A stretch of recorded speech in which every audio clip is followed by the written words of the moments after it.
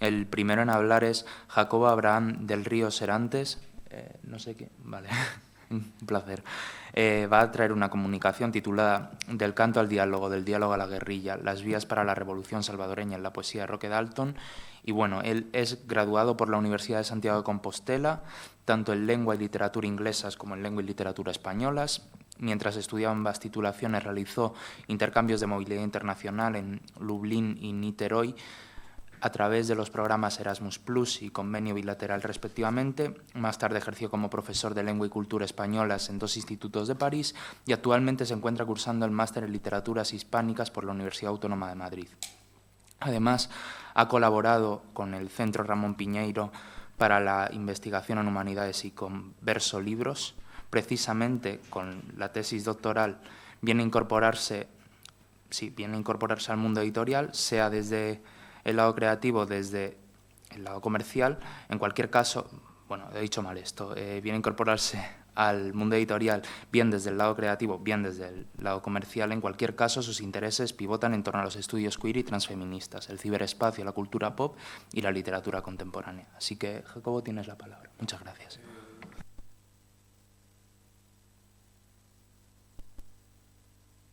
Eso es, y afrontar. ¿Se me oye bien si me pongo así? Perfecto, ¿no? Muy buenos días. En primer lugar, muchas gracias a la organización del Congreso por acogerme, a mis compañeras y compañeros de mesa por compartirla conmigo y a quienes estáis en el público por el interés. Procedo a entrar directamente en materia.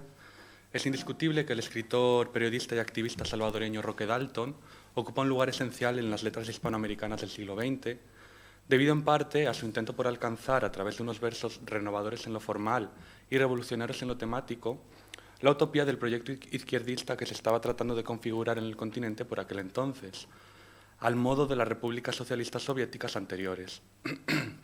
Además, los poemas de Dalton aspiraban a hacer manifiesto en El Salvador el problema de su heterogénea, si bien uniformada, identidad nacional. Nadie mejor que él, con su experiencia del exilio, enriquecedora y sufrida a partes iguales, y con el desenlace que trunca inesperadamente su vida, para emprender esta labor. Así, Dalton nace en San Salvador en 1935 y, omitiendo ahora su infancia y adolescencia, emigra a Santiago de Chile en 1953 para estudiar Derecho. Allí entra en contacto por primera vez con la ideología socialista en su vertiente cristiana y, ya de vuelta en su país de origen, se vincula con el Partido Comunista, en un proceso de militancia que durará 11 años, hasta el 68. Sobre su primera reunión de célula, en la que se habrían encontrado líderes sindicalistas y comunistas cansados del infructuoso panorama de estos movimientos en El Salvador por aquel entonces, Dalton escribe Buscándome líos. Este poema funciona como un testimonio crítico y paródico de la militancia tradicional, que en ocasiones es demasiado rígida. Abro comillas. Me dijeron que debía escoger un seudónimo, que me iba a tocar pagar 5 pesos al mes, que quedábamos en que todos los miércoles y que cómo iban mis estudios, y que por hoy íbamos a leer un folleto de Lenin y que no era necesario decir a cada momento camarada. Cierro comillas. A partir de 1954, Dalton se revela entonces como un intelectual operativo o luchador por y para su pueblo. Conoce a Otto René Castillo, poeta y combatiente guatemalteco exiliado, y con él escribe Dos puños por la tierra, una oda a dirigentes indígenas, además de fundar el Círculo Literario Universitario. El mayor logro de este organismo es permitir la movilización de los jóvenes creadores que terminarían conformando la generación comprometida salvadoreña, activa como conjunto hasta el 59. Tal como indica su nombre, todos sus miembros escriben una poesía comprometida, es decir, que tiene una función de denuncia-protesta ante las injusticias sociopolíticas que en aquel momento caracterizaban a El Salvador. De hecho, por estar convencido del aporte sustancial que el socialismo podría hacer a los pueblos latinoamericanos, Dalton se ve obligado a exiliarse por primera vez en su vida en el México de 1961. 4 años antes ya había viajado a Moscú, donde fue testigo del socialismo soviético y por el que abandonó el socialismo cristiano para pasar definitivamente al marxismo independiente.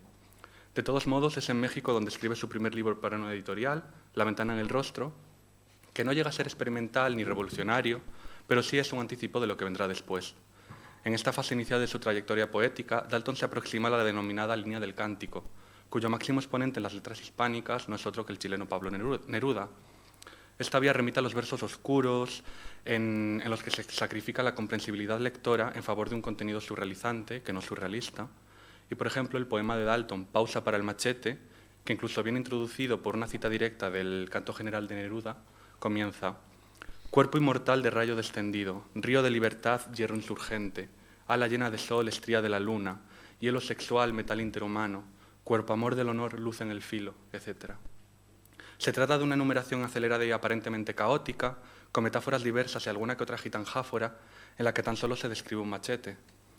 Los recursos del cántico nerudiano en Roque Dalton también se observan en su Para la paz, aún de la ventana en el rostro, donde la voz poética plantea una forma concreta para la paz mediante varios símbolos de índole bien bélica, bien natural. El sujeto lírico entiende la necesidad de tomar los fusiles de la élite militarista, sin llegar a asesinar a los centinelas, peones y camarillas que tan solo sueñan con un antaño bucólico y tranquilo. Una vez tomadas las armas, la voz poética las transformará en hierba y las guardará bajo tierra hasta que transcurra el tiempo suficiente como para que echen raíces, sean olvidadas y de este modo se consolide un verdadero horizonte de liberación y pacifismo. Sin embargo, Dalton conoce Cuba brevemente en un viaje que hace como representante político y en el 62 decide mudarse a La Habana. Allí pasa a formar parte de Casa de las Américas, conoce la camaradería del pueblo cubano y sobre todo experimenta la construcción del particular sistema comunista de este país. De hecho, recibe entrenamiento militar y adquiere conciencia tanto de su faceta de escritor profesional como de activista por la revolución latinoamericana. Hacia La ventana en el rostro le siguen El turno del ofendido, mención honorífica del Premio Casa de las Américas, El mar, textos y poemas muy personales y Los testimonios. El turno del ofendido es la obra daltoniana de ruptura por excelencia, en la que el autor se despoja de toda influencia nerudiana para aproximarse por primera vez y para siempre a la línea del diálogo del peruano César Vallejo. La causa de este abandono es la problemática nacional del Salvador. Cuestiones como la identitaria se complejizan tanto en el país de Dalton, en el país que Dalton, en cuya obra permea toda una lucha por la liberación de su pueblo, no se permite a sí mismo escribir más poemas que los que el lector pueda comprender fácilmente. En otras palabras, a través de esta propuesta comunicante, Dalton se decanta por una poesía cotidiana y sencilla que deja atrás las metáforas complejas y el hermetismo, con el objetivo de dialogar ahora con su propio pueblo. Comienza entonces una vorágine de experiencias vitales para Dalton en El Salvador, Guatemala, México, Cuba y Checoslovaquia, y en el 66 publica Los pequeños infiernos, que le supone otra mención honorífica de Premio Casa de las Américas, y hasta 1973 es absolutamente fecundo en su escritura. Compone simultáneamente Taberna y otros lugares, originalmente llamado Poemas Problemas, y con el que por fin gana el Premio Casa de las Américas.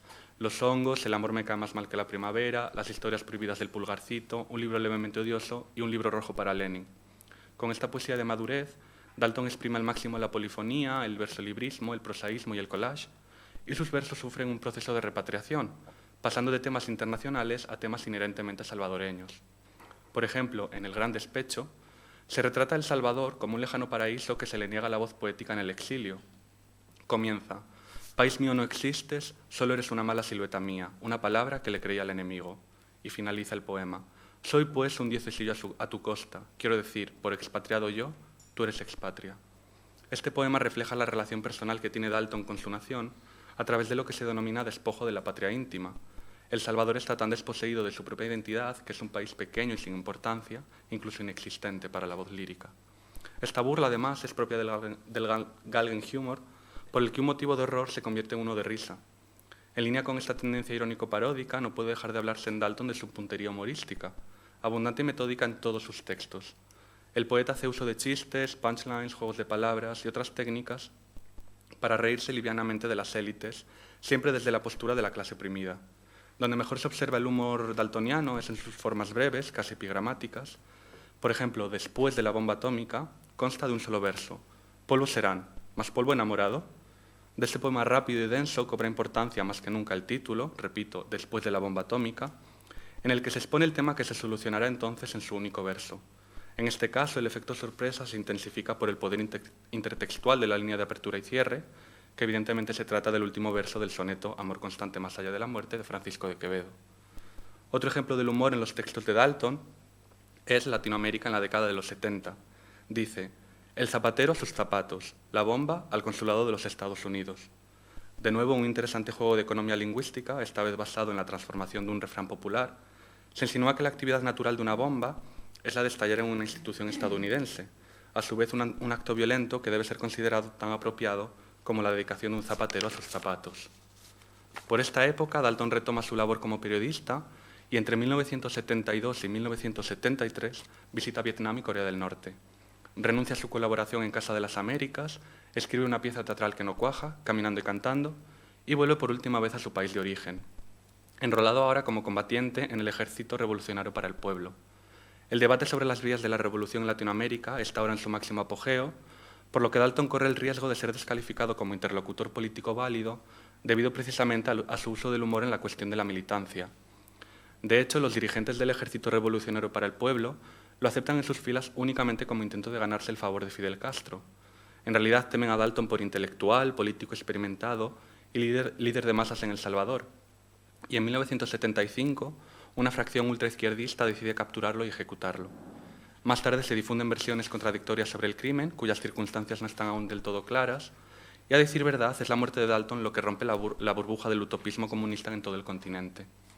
Numerosos escritores e intelectuales simpatizantes denuncian el homicidio y el Ejército Revolucionario para el Pueblo se extiende. Este cisma defensor de Dalton publica de manera póstuma historias y poemas de una lucha de clases, erróneamente llamado Poemas clandestinos a causa del título de la edición mimeografiada, y en esos poemas finales Dalton deja clara su propuesta. Apoyándose en el materialismo histórico y otros marcos conceptuales de índole marxista-leninista, aunque con las particularidades historiográficas que supone la Latinoamérica post-castrista, el poeta afirma que la única vía para la revolución es la militancia armada y combativa. Cobra entonces especial importancia la utilidad de la poesía, ya que por sus características materiales es el medio idóneo para la difusión ideológica. Puede copiarse fácilmente en hojas sueltas durante periodos de represión y censura, o incluso circular vía oral entre públicos parcial o mayoritariamente analfabetos. Por este motivo, Dalton escribe poemas como Viejos comunistas y guerrilleros. Cito: «Ha habido en el país buenas personas, dispuestas a morir por la revolución, pero la revolución en todas partes necesita personas que no solo estén dispuestas a morir, sino también dispuestas a matar por ella». Fin de la cita. De este modo, Roque Dalton es un hombre prohibido tanto en vida como en los años inmediatamente posteriores a su muerte. Sus libros, de hecho, se publican por primera vez en México, Cuba y Costa Rica, y no se llegan a conocer en El Salvador hasta la década de los 80. Además, el proceso de su creación es accidentado por su propio periplo vital, y hay depuraciones, reescrituras y trasvases entre todos sus poemarios, lo que dificulta la investigación de su figura. Asimismo, en estas posibles investigaciones debería tenerse en cuenta la faceta prosística del autor. Aparte de su novela póstuma, Pobrecito poeta que era yo, Dalton escribe en sus últimos 15 años de vida ensayos sobre El Salvador, César Vallejo, México, el intelectual y la sociedad y Miguel Mármol. En conclusión, actualmente es innegable el papel fundamental que Roque Dalton ha desempeñado como vaso comunicante, como digo, en la configuración de la conciencia salvadoreña, y está claro que sus versos, que entretejen un diálogo incesante entre historia, sociedad y política, han dejado una profunda huella en la identidad colectiva de este país centroamericano. Así, la incansable labor poética de Dalton buscaba sembrar las semillas de una transformación social que finalmente hoy en día es un testimonio literario de la memoria colectiva de El Salvador. Muchísimas gracias por la atención y si alguien necesita más información o referencias bibliográficas específicas, que no duden en contactarme. Gracias.